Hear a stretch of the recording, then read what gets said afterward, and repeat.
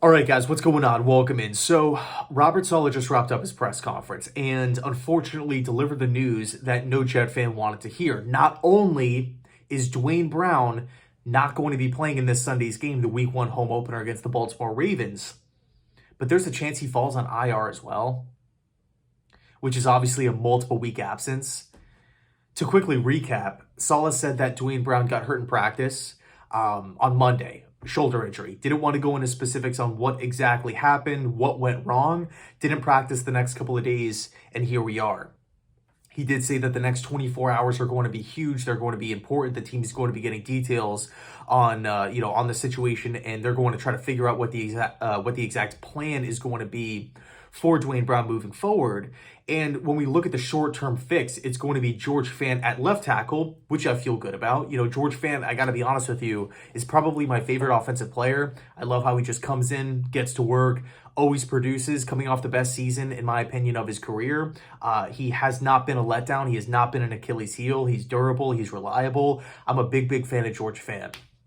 And then on the right side, it's going to be rookie Max Mitchell, which, to be honest with you, I'm excited about. I just love the challenge of, middle round rookie going up against a stacked Ravens team. McDonald, he's not going to be holding punches here. He's going to be showing the Jets a bunch of different looks. But, from a football competitive side, I'm excited to see how Max Mitchell does. Ideally, I would like Max Mitchell as a starter in year 2, year 3, year 4, but that's unfortunately not the case. That's not the reality of the situation that we're in right now. You guys bring it up every single video, every single week. It's an incredible point. This is why teams need to have insurance policies. There are multiple options at tackle still out there. Darrell Williams, Eric Fisher, Nate Solder. Andre Dillard was kind of floated around for a trade. That's not going to be happening anymore. Tevin Jenkins was kind of floating around as a trade. That's not going to be happening anymore. The Jets had options to fill this.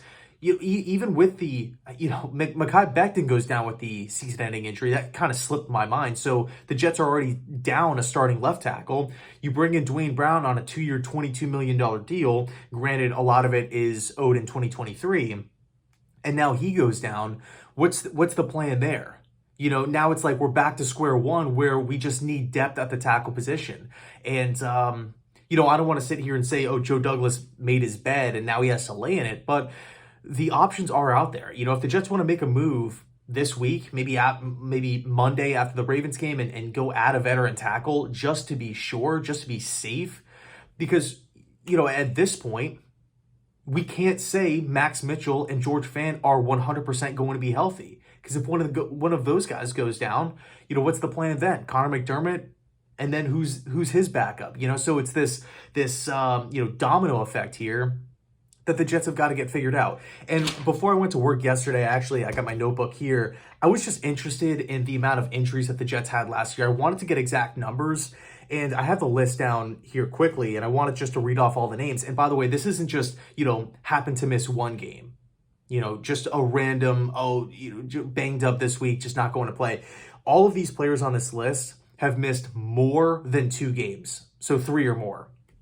Let's quickly go down it. Zach Wilson, Carl Lawson, Mekhi Becton, Marcus May, Hamza Najaldeen, Vinny Curry, Ronald Blair, Cam Clark, Gerard Davis, LaMarcus Joyner, Michael Carter, Michael Carter, the running back, Brandon Eccles, Tyler Croft, Bryce Huff, Braden Mann, Jamie Sherwood, Corey Davis, and then a couple of backups, Connor McDermott and Chuma Edoga. Overall, 13 starters last year went down. And a lot of those were, Lawson was a season ender. Becton was a season ender. LaMarcus Joyner was a season ender. Gerard Davis missed half the year. Cam Clark had that unfortunate situation happen to him.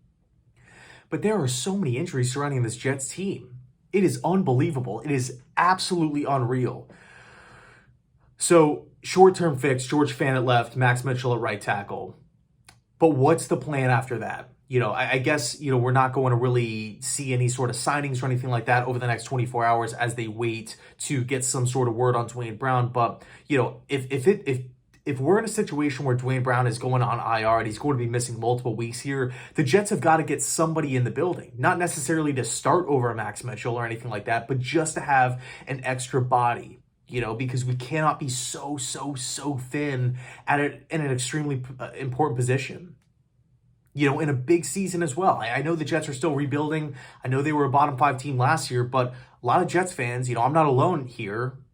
I want some wins. Like the Jets need to start winning some football games.